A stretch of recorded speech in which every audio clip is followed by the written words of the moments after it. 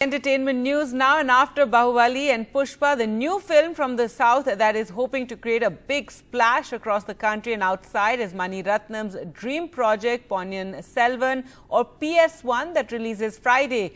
For the film that reportedly cost 500 crore rupees, the master director roped in A R Rahman for the music, Ravi Varman for cinematography, and Thota Tharani for the art. And for the visual voice of character stylist Eka Lakhani and jewel designer Pratiksha Prashant were brought.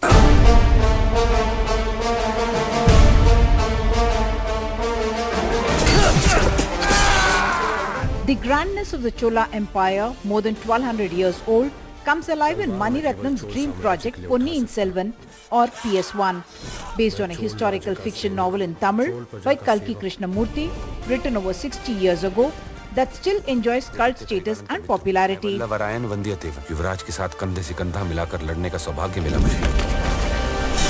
It's a dream come true to work in his dream project. I have gone to Tanjore, I have studied the sculptures. Mani sir gave me a team of his historians, his researchers, who helped me at every step. Mani sir showed me a world from which I could pick and choose little elements and then make it into his world. That is the research that probably we did, and we had a lot of detailed notes, highlights from Kalki's novel and from Maniam's illustrations that the audiences have already kept in their mind. To dress up the Chola royalty in all their splendor took hundreds of kilos of gold and silver, along with rubies, diamonds and emeralds, handmade in traditional style. We got into it because it was a Mani Ratnam film, and of course the scale and all we realized only once we really took the first jump. But yes, the experience was very great. I when we were shooting, I said, oh my god, what have I got myself into? But when we see it on, I felt, oh my god, what have we got ourselves into? It was with pride that we say today. Mani Ratnam had attempted to make the film earlier in the 1990s and had wanted to cast actress Rekha in the role of Nandini, now played by Aishwarya Rai Bachchan. The film, that is said to have cost 500 crore rupees, releases in 5 languages including Hindi, and a sequel is expected in another 9 months. In Hyderabad with camera person Nagraju, Uma Sudhir, NDTV. And Uma Sudhir spoke at length to Eka Lakhani and Pratiksha Prashant to get interesting insights into how they contributed to the universe Mani Ratnam had envisioned.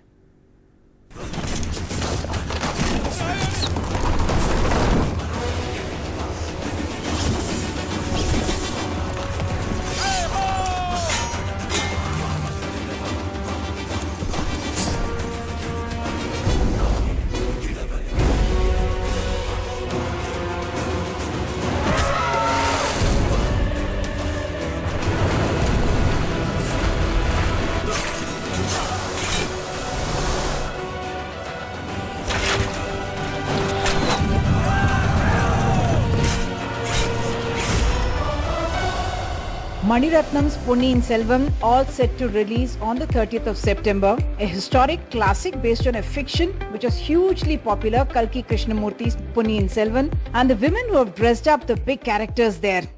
I have Eka Lakhani and Pratiksha Prashant. Eka, you've worked with Mani Ratnam before. In fact, you interned with him in Ravan, and then going back now for such a huge venture. It's a dream come true of sorts. It was a dream at that time to work with him, and a bigger dream right now to work in his dream project. I'm just happy that I could be a part of it, and I hope everybody likes the work. Okay. You had to dress up so many people and all that golden jewelry and a lot of research that went into it. First of all, I would say that it was a great opportunity for us at Kishan Das to be associated. The first time we are doing a film together, and to be associated with Mani Ratnam Garu, it was like, again, I don't think we'll say dream come true. I don't think we even dreamt of it. Yes, there were a lot of characters, a lot of detailing, a lot of character specifications, because each character had their own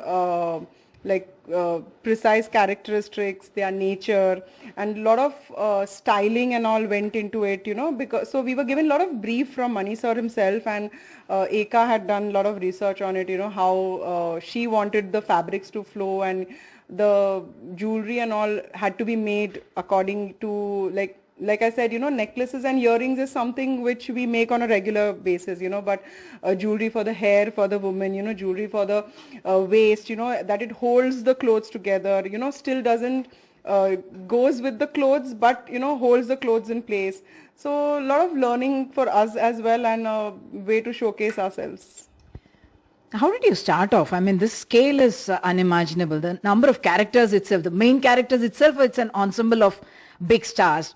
Aishwarya and Trisha, dressing them up, and they are women who are powerful, who are very charismatic, beautiful, and yet face off between them. I think the face-off, now that you mentioned, the face-off was my favorite part of the film, and styling them for the face-off was something that, since I've read it in the book and I've read it in the script, and Mani sir discussed it, and he always also had like dreamy eyes when he used to talk about it, and all that builds a lot of pressure. So while I was excited about this, there was a lot of pressure that what are we going to do? Two people, people who are at their royal best, with their handmaidens. There is a face-off, there is that much public, what colors to use, both have to look powerful, both have to look beautiful, both have to be adorned head to toe in jewelry, whereas one has to look like they are born in jewelry, one has to, are born in royalty, one has to look like they have acquired this royalty.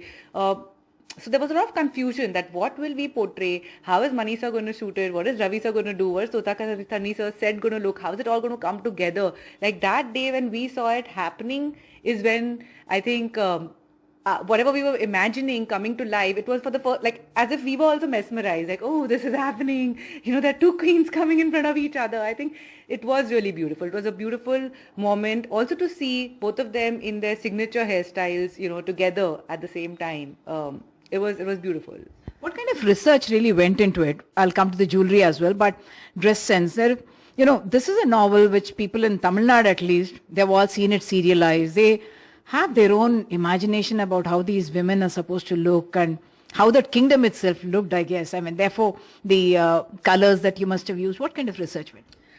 The research was, honestly, the research that is available to us is from 12th century BC, where this is 10th century. So we had to preempt, and we had to, this could have, or this should have, or this would have happened, or this could have been there, kind of a thing, a world that we were also building, from 10th to 12th century.